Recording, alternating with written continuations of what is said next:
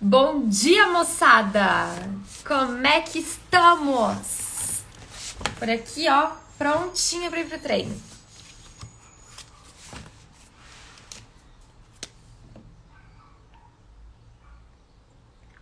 Tudo certo por aí?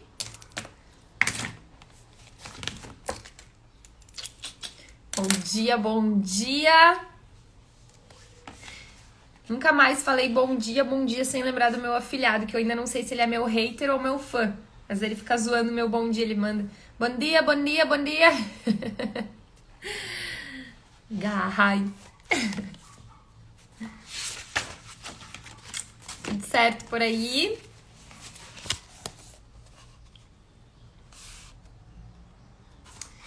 Muito bem, gente. Nós estamos fazendo a leitura do livro A Coragem de Ser Você Mesmo, livro da Brené. Para quem nunca acompanhou aqui, a dica é larga o celular do ladinho para ouvir, para se conectar, porque senão a gente já clica na notificação e se dispersa. E também, quem estiver assistindo gravado, a dica vale também. Todas as lives de leitura estão salvas lá no meu perfil na parte de vídeos. Então, se tiver algum outro livro que a gente leu aqui e você não conseguiu acompanhar, é só acessar lá que você consegue ler. Ler não, né? Ouvir. Bom dia, Mari! Tudo bem? Vamos lá, então. Paramos ontem na página 19. Quem vai entrando aí, vai dando bom dia, já vai sentando, não sei quem tá se arrumando, tomando café, já vai fazendo suas coisas junto, deixa o celular do ladinho e vai acompanhando, tá? Bora lá? O que começou como uma amizade virou uma enorme paixão e, no fim, um relacionamento amoroso completo. Bom dia, Lau! Tudo bem? Nunca subestime o poder de ser visto. É exaustivo insistir em sabotar a si mesma quando o outro vê e ama você de verdade. Havia dias em que aquele amor parecia um presente. Em outros eu o odiava por isso. Mas, conforme comecei a vislumbrar meu eu verdadeiro, fui me enchendo de mágoa e de desejo. Mágoa pela garota que nunca pertenceu a lugar algum. E um desejo de descobrir quem eu era, do que gostava, no que acreditava e onde queria chegar. Steve não se sentiu nem um pouco ameaçado por essa minha busca pessoal. Ele amou e apoiou tudo. Portanto, Dra. Angelo não pertencer a lugar algum não poderia ser uma coisa boa. Não mesmo. Eu continuava sem entender o que ela quis dizer. 7 anos depois de nos conhecermos, Steve e eu nos casamos. Ele passou da faculdade de medicina para a residência e eu passei da graduação para a pós. Em 1996, no dia seguinte ao término do mestrado, decidi firmar meu compromisso com uma vida mais limpa e parei de beber e de fumar. Curiosamente, meu primeiro guardião temporário de Alcoólicos Anônimos me disse o seguinte: não acho que o seu lugar seja no AA. Você deveria tentar as reuniões dos codependentes. O guardião dos codependentes me sugeriu para voltar para os AA ou experimentar os comedores compulsivos anônimos, já que você não é exatamente uma de nós. Dá pra acreditar? Quão merda é quando você não pertence nem mesmo aos AA. Ô, Roger, aí é tenso.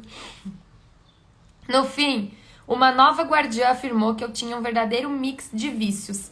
Basicamente, usava tudo o que estivesse à mão para escapar da vulnerabilidade. Ela me aconselhou a encontrar um grupo com o qual eu me identificasse. Não importava qual fosse, desde que eu parasse de beber, de fumar, de me negligenciar em favor dos outros e de comer demais. A residência... Desculpa. Claro, pode deixar. Aqueles primeiros anos de casamento foram difíceis. A residência e a pós-graduação nos deixaram pobres e mentalmente esgotados. Nunca vou me esquecer de quando contei a uma psicóloga universitária que eu duvidava muito de que aquele casamento fosse funcionar. A resposta dela? Talvez não funcione mesmo. Ele gosta bem mais de você do que você se gosta. Uou! Minha jornada de mestre camaleoa rumo ao verdadeiro pertencimento começou aos 20 e poucos anos e durou algumas décadas. Na casa dos 30, Substituí um tipo de autodestruição por outro. Abri mão da farra em favor do perfeccionismo. Continuava lidando com o fato de me sentir deslocada, mesmo no meu trabalho. Mas minha reação quando não via meu número na lista passou a ser outro.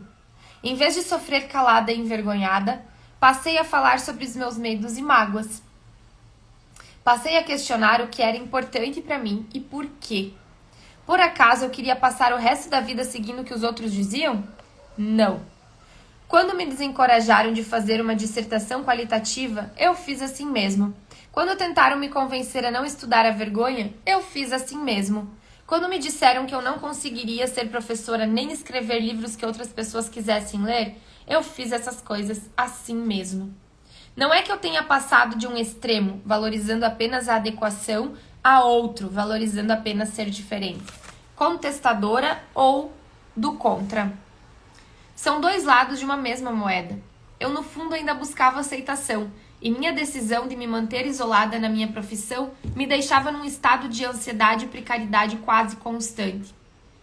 Não era o ideal, mas eu tinha chegado longe o bastante para saber que o preço de assimilar e fazer o que esperavam de mim teria me custado demais. Talvez minha saúde, meu casamento ou minha sobriedade. Por mais que eu quisesse uma equipe, eu preferiria me isolar e sacrificar qualquer uma dessas coisas. Então, em 2013, uma série de pequenos milagres me levou a um dos momentos mais importantes da minha vida. Oprah Winfrey me chamou para participar de um dos programas favoritos, o Super Soul Sunday. Na noite anterior ao programa, saí para jantar com um dos produtores e o meu empresário, Murdoch, um escocês que mora no West Village e que hoje diz galera com a mesma facilidade que eu. Depois do jantar, enquanto Murdoch e eu voltávamos para o hotel, ele parou numa esquina e me perguntou assim, do nada: "Onde você está, Brené?" Quando lhe dei uma resposta engraçadinha, na esquina de Michigan com Chicago, sabia que estava me sentindo vulnerável. E quando Murdoch explica o meu nível de ausência durante o jantar, educada e amistosa, sim. Presente, não. Percebi logo o que estava acontecendo. Encarei meu empresário e admiti. É o que eu costumo fazer quando sinto medo. Fico pairando sobre a minha vida, só olhando e pensando, em vez de viver. Murdoch entendeu. Eu sei. Mas você precisa achar um jeito de parar com isso e voltar. Essa é uma oportunidade única. Não quero que você a desperdice. Não fique analisando o momento. Esteja nele. Na manhã, vou até marcar isso aqui. Ó. Não quero que você desperdice. Não fique analisando o momento. Esteja nele. Bom dia, Nath! Na manhã seguinte, enquanto me vestia para encontrar com Oprah pela primeira vez, minha filha me mandou uma mensagem. Ela queria saber se eu tinha assinado e devolvido um termo de autorização para uma viagem da escola dela. Depois de confirmar, sentei na beira da cama e lutei contra as lágrimas. Comecei a pensar. Preciso de um termo de autorização para deixar de ser tão séria e medrosa. Preciso de autorização para me divertir hoje. Então me surgiu uma ideia. Depois de espiar pelo quarto para ter certeza de que ninguém iria testemunhar a coisa incrivelmente ridícula que eu estava prestes a fazer, fui até a mesa, sentei e escrevi um termo de autorização em um post-it que encontrei na bolsa do meu computador. Ele dizia simplesmente: autorização para ser empolgada e brincalhona e me divertir. Esse seria o primeiro de centenas de termos de autorização que eu escreveria para mim mesma.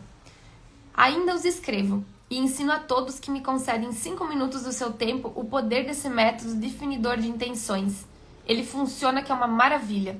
No entanto, assim como no caso dos termos de autorização que você dá aos seus filhos, eles estão autorizados a ir sozinhos ao zoológico, mas ainda precisam entrar no ônibus. Defina a intenção, siga o plano. Naquele dia, eu entrei no ônibus. Eu não percebi isso na época, mas olhando em retrospecto, esse termo de autorização que eu dei era, na verdade, uma tentativa de pertencer a mim mesma e a mais ninguém.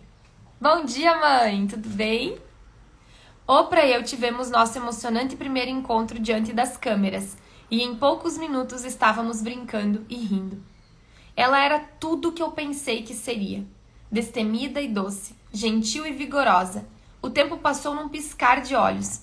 Quando nosso tempo acabou, Oprah se virou para mim e disse: a gente deveria fazer mais uma hora, mais um episódio. Olhei em volta, desconfortável, como se pudéssemos nos encrencar só por ter pensado nisso. Sério? Perguntei. Tem certeza? Oprah riu. Sério, tenho muito o que conversar ainda. Olhei para a escuridão do estúdio na direção do que imaginei que fosse a sala de controle ou algo do tipo e disse: será que a gente deveria perguntar? Oprah sorriu de novo. Quem você acha que precisa aprovar? Ela não disse isso de um jeito arrogante. Ela deve ter achado minha pergunta engraçada. Ah, claro, desculpa. Então, sim, eu ia adorar. Mas será que eu deveria trocar de roupa? Ai, merda, só tenho essa e os jeans e botas que comprei pra vir até aqui. Botas e jeans estão ótimos. Te empresto uma parte de cima. Ela se afastou para trocar a própria roupa, mas, poucos passos depois, deu meia volta e disse: Maya Angelou está aqui. Você gostaria de conhecê-la? Visão em túnel. Câmera lenta. Isso é demais pra mim. Talvez eu esteja morta. Brené, oi. Gostaria de conhecer a doutora Maya? Eu estava pensando que isso talvez me fizesse perder as estribeiras quando Oprah insistiu. O que acha? Pulei da minha cadeira. Sim! Ai, meu Deus, sim! Oprah me pegou pela mão enquanto andamos até uma segunda sala verde, de frente para aquela onde me arrumara para o programa.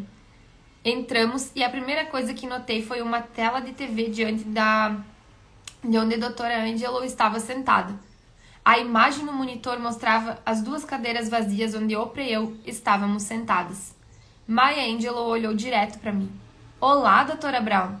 Eu estava vendo vocês. Avancei, tomei a mão estendida e disse: é uma honra enorme conhecê-la. Você significa tanto para mim. Representa uma parte enorme da minha vida. Ela continuou segurando minha mão e colocou a mão livre em cima da minha. Você está fazendo um trabalho importante. Continue. E continue falando sobre o seu trabalho. Não pare e não deixe ninguém impedi-la. Eu não disse a ela que às vezes, nas minhas aulas, apago as luzes e toco para a turma uma fita cassete antiga que tenho dela recitando o poema Nossas Avós. Contei a ela que às vezes eu repetia aquela frase: não serei demovida. Ela segurou minhas mãos bem firme, olhou bem nos meus olhos e com uma voz lenta e profunda cantou: como uma árvore plantada à margem do rio, eu não serei demovida. Então ela apertou minhas mãos com força e pediu: não seja demovida, Brené. Demovida. Fiquei curiosa. Era como se ela tivesse empacotado toda a coragem de que eu precisara para o resto da vida e me entregado bem ali. Raramente recebemos a dádiva de saber que estamos vivendo algo que vai ajudar a nos definir. Mas eu soube.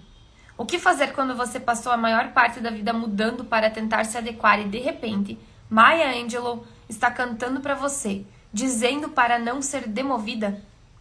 Você dá um jeito de fincar os malditos pés no solo, e é isso que você faz.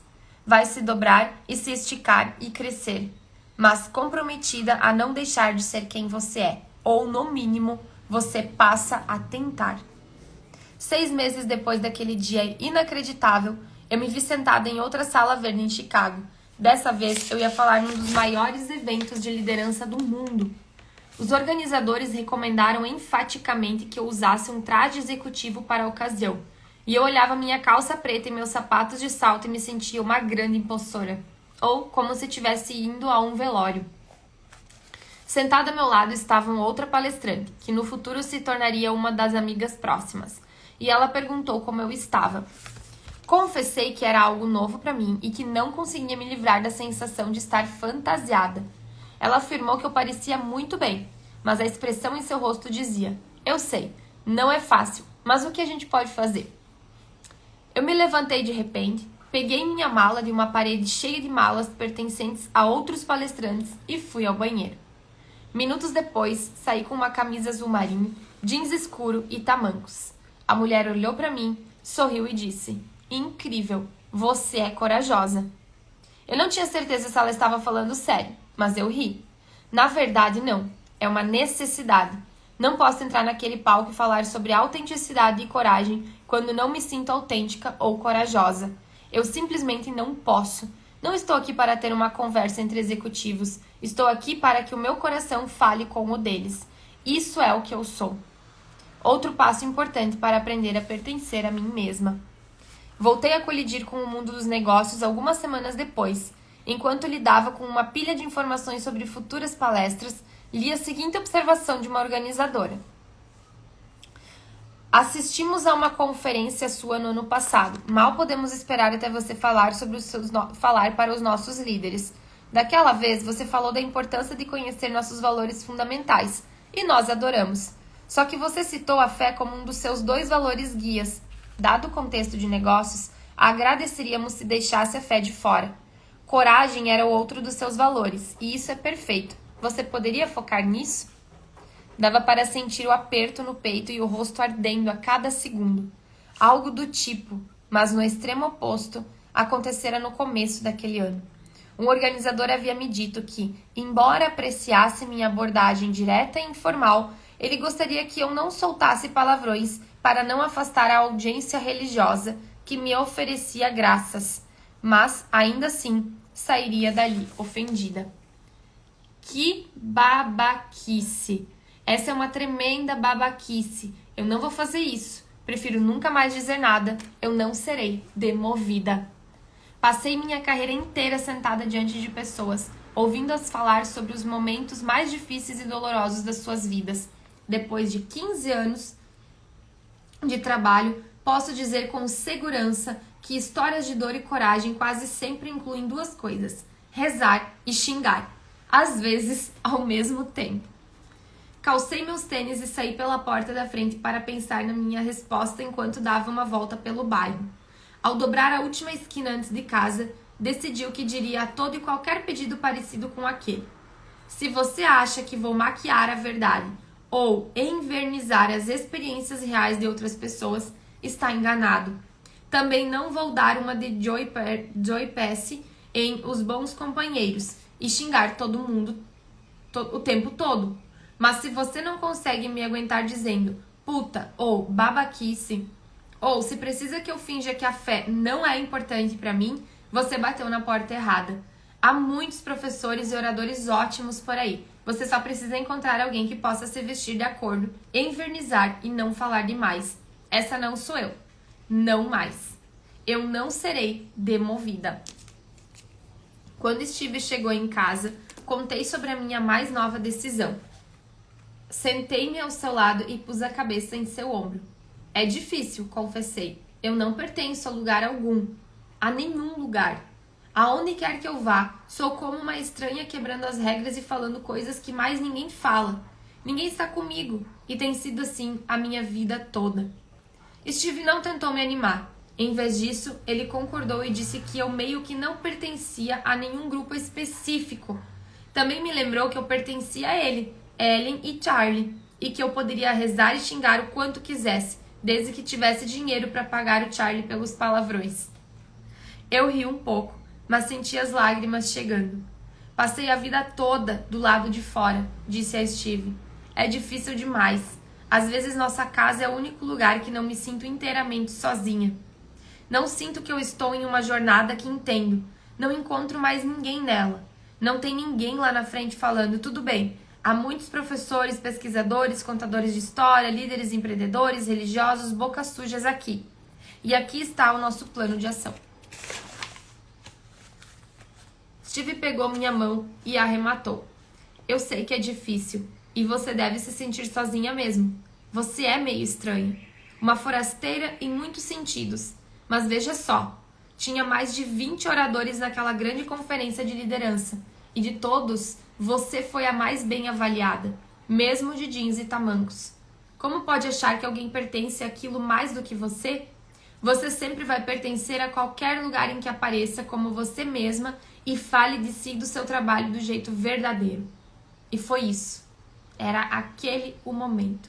Ai, gente, até me emocionei. Eu finalmente entendi aquela frase de Maya Angelou, num sentido mais prático e fundamental. Beijei Steve, Corri para o meu escritório, peguei meu laptop e joguei a frase dela no Google. Ao voltar com o laptop no sofá, li para Steve. A gente só é livre quando vê que não pertence a lugar algum, mas sim a qualquer lugar. Lugar algum mesmo. O preço é alto e a recompensa é ótima.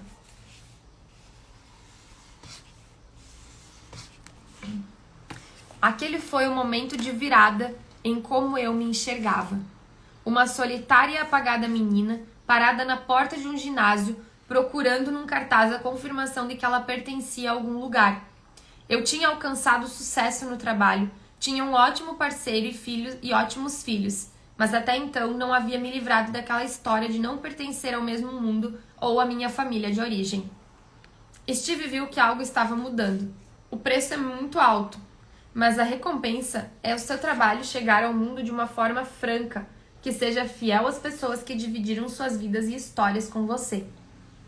Perguntei a ele se realmente entendia aquela estranha dicotomia de estar sozinho e ainda assim pertencer, o verdadeiro pertencimento. Ele disse: sim, eu me sinto assim o tempo todo também. É o paradoxo de se sentir solitário e também fortalecido. Às vezes os pais se ressentem porque não prescrevem antibiótico para os filhos deles. A primeira coisa que dizem é: qualquer outro pediatra faria isso, vou procurar outra pessoa. Não é fácil ouvir isso, mas eu sempre socorro ao seguinte pensamento: tudo bem se ninguém concordar comigo. Não é isso que eu acredito ser melhor para essa criança. Ponto final. Minha cabeça começou a trabalhar a toda. Expliquei a Steve que, embora achasse que agora entendia a vulnerabilidade e a coragem de se bastar, ainda não conseguia me livrar de uma vontade íntima de me sentir parte de algo. Eu queria o grupinho. Ele disse: você tem um grupinho. Só é pequeno e nem todo mundo ali vai concordar ou fazer a mesma coisa. Mas, sinceramente, você nem gosta dessas panelinhas. Ele tinha razão, mas ainda eu queria entender melhor. Enfim, me levantei e disse a ele que precisava analisar aquela frase de Maia à luz do meu material sobre pertencimento. Sua resposta ainda me faz rir. Ah, eu sei como isso funciona. Quer que eu cuide do jantar? Posso enviar comida até o poço sem fundo onde você faz sua pesquisa. Da última vez que entrou naquele quarto para investigar algo que a incomodava, você levou 2 anos. Busquei a transcrição completa da entrevista de Maya Angelou para Bill Moyers e li pela primeira vez essas linhas finais. Você pertence a algum lugar? Angelou: ainda não. Moyers: você pertence a alguém? E Angelou respondeu: cada vez mais. Quer dizer, eu pertenço a mim mesma. Tenho muito orgulho disso. Estou sempre muito preocupada com como olho para Maya. Gosto demais dela, do seu bom humor e da sua coragem. E quando me vejo agindo de um jeito que não me agrada, é algo que eu preciso lidar. Tirei os olhos daquela conversa e pensei: Maya pertence a Maya. Eu pertenço a mim mesma. Entendi. Não captei tudo ainda, mas já é um começo.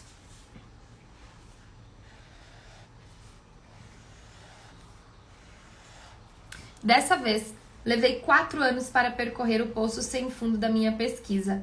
Recorri ao meu antigo material, reuni novas informações e passei a desenvolver uma teoria do verdadeiro pertencimento. Descobri que ainda tinha muito a aprender sobre o que realmente significa pertencer. E vamos iniciar o capítulo 2. A busca pelo verdadeiro pertencimento. Verdadeiro pertencimento. Não sei bem o que acontece com essas duas palavras juntas. Só sei que, quando eu digo em voz alta, elas fazem muito sentido. Como algo pelo qual todos ansiamos e de que precisamos na vida, queremos fazer parte de algo, mas precisamos que seja real. Nada condicionado ou falso ou em constante negociação. Precisamos do verdadeiro pertencimento. Mas o que exatamente é isso? Em 2010, a arte da imperfeição define pertencimento assim: pertencimento é o desejo humano inato de ser parte de algo maior que nós mesmos. Como esse anseio é tão primitivo, frequentemente desejamos satisfazê-lo tentando nos ajustar ou buscando aprovação, o que não é apenas uma tentativa inócua de substituí-lo, mas também uma barreira à sua satisfação. Como o verdadeiro pertencimento só acontece quando apresentamos nosso eu autêntico e imperfeito ao mundo, nosso sentimento de pertencimento nunca será maior do que nosso nível de autoaceitação. Essa definição resistiu à ação do tempo e à atualização do material de pesquisa, mas está incompleta.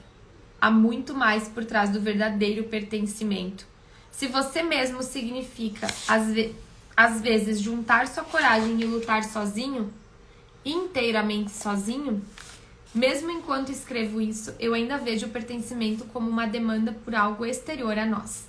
Conquistado, sim, ao nos mostrarmos de maneira franca, mas dependente de uma experiência que sempre envolveria outras pessoas. Só que, ao mergulhar de cabeça nesse tema, ficou claro que não se trata de algo que alcançamos ou conquistamos junto a elas. É algo que carregamos dentro do peito. Quando pertencemos inteiramente a nós mesmos e acreditamos em nós de modo incondicional, o verdadeiro pertencimento já é nosso. Pertencer a si mesmo significa ser chamado para lutar sozinho, desbravar a natureza selvagem da incerteza, da vulnerabilidade e da crítica. E, com o mundo mais parecendo uma zona de guerra política e ideológica, isso se torna bem difícil. É como se tivéssemos esquecido que, mesmo quando inteiramente sozinhos, estamos unidos por algo maior do que a mera participação na sociedade, na política e na ideologia. Estamos conectados pelo amor e pelo espírito humano. Não importa o quanto nos afastemos por conta do que pensamos e do que acreditamos, o fato é que partilhamos uma única história espiritual.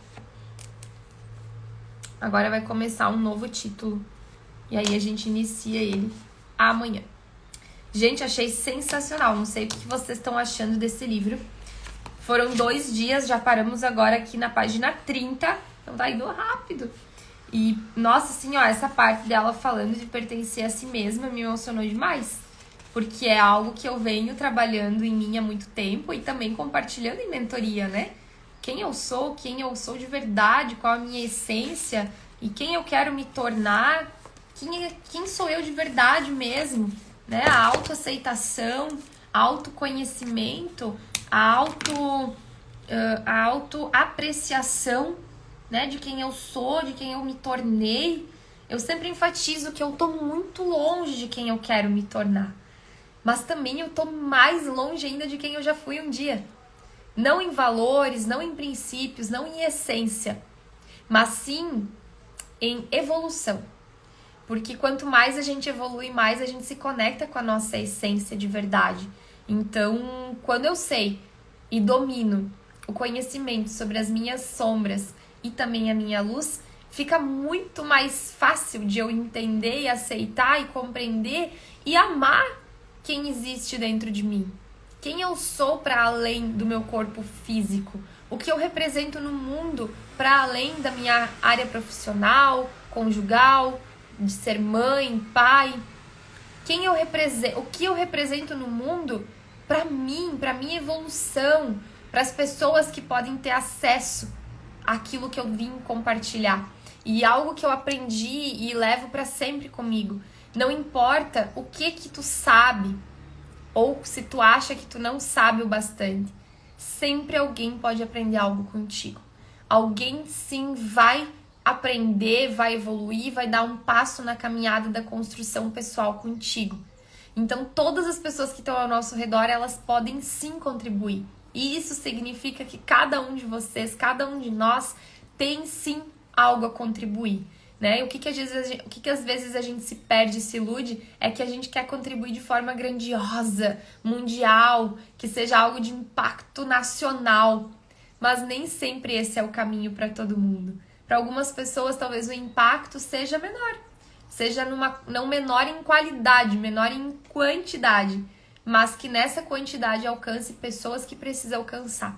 Então, se hoje tu te sente desanimada, se sente desanimado, Para e analisa da onde tu saiu, da onde começou a tua jornada e onde você já se encontra. E para só de te preocupar em olhar lá pra frente em quem você quer se tornar. Essa pessoa vai existir um dia, ela vai acontecer, mas você precisa estar conectada com quem você é nesse momento para que isso aconteça depois. E é um desafio bem grande. Mais um dos desafios em aprender a ser humano, que é o nosso papel aqui, né?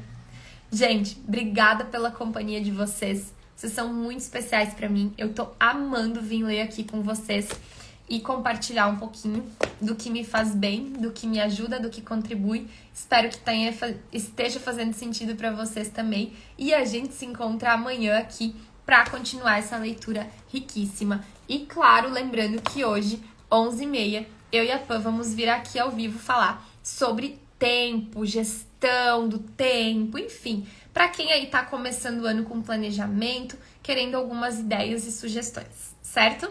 Então, gente, um ótimo, extraordinário dia e até mais!